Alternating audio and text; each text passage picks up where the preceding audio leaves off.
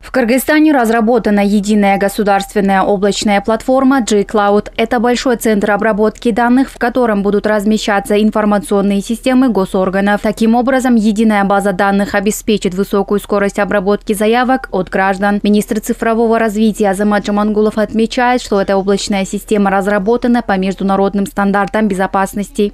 После миграции всех информационных систем и миграции данных наших граждан, наши граждане могут быть спокойны в сохранности, спокойны в безопасности их данных. И эта платформа дает возможность ускоренного и быстрого предоставления услуг для наших граждан. Это самое главное. В текущий момент в единое облачное хранилище перенесено более 5 информационных систем от 3 госучреждений. По данным анализа проекта Digital Kassa, платформа способна обслуживать свыше 134 IT-систем от 39 госучреждений. По словам технического координатора Digital Kassa Рустамбека Сарткалчаева, подготовку прошли более 2000 госслужащих. Мы провели ряд обучений, начиная от цифровой грамотности обычных сотрудников, заканчивая специализированными курсами для IT-специалистов. Мы обучили порядка около 2000 госслужащих цифровой грамотности, и из них более 150 IT-специалистов именно работе с облачными технологиями. Было более такое глубокое обучение для них.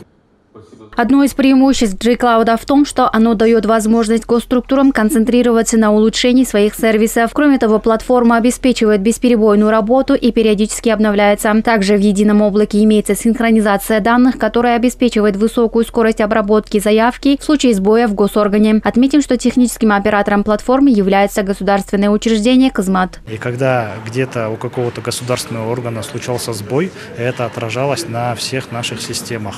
И сейчас, когда все эти информационные системы будут располагаться в одном месте, это позволит уйти от такого рода сбоев, то есть все мы будем работать в одном месте и обеспечивать максимальную доступность наших сервисов и систем. При разработке единого облака особое внимание уделялось и кибербезопасности. У нас есть все аппаратно-программные решения, которые обеспечивают эту информационную безопасность. Помимо этого мы тесно работаем с Координационным центром по кибербезопасности при Государственном комитете национальной безопасности.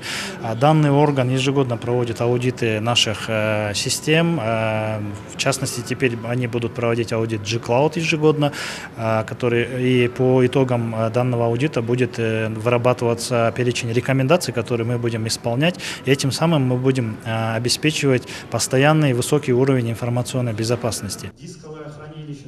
Единое облако G-Cloud является одним из компонентов проекта Digital Kassa. По словам заместителя министра цифрового развития Замирбека Коджамуратова, в рамках данного проекта в соцобъектах республики установлено более 4000 интернет-точек. Третий компонент – это у нас, как вы знаете, мы вчера провели третье чтение цифрового кодекса.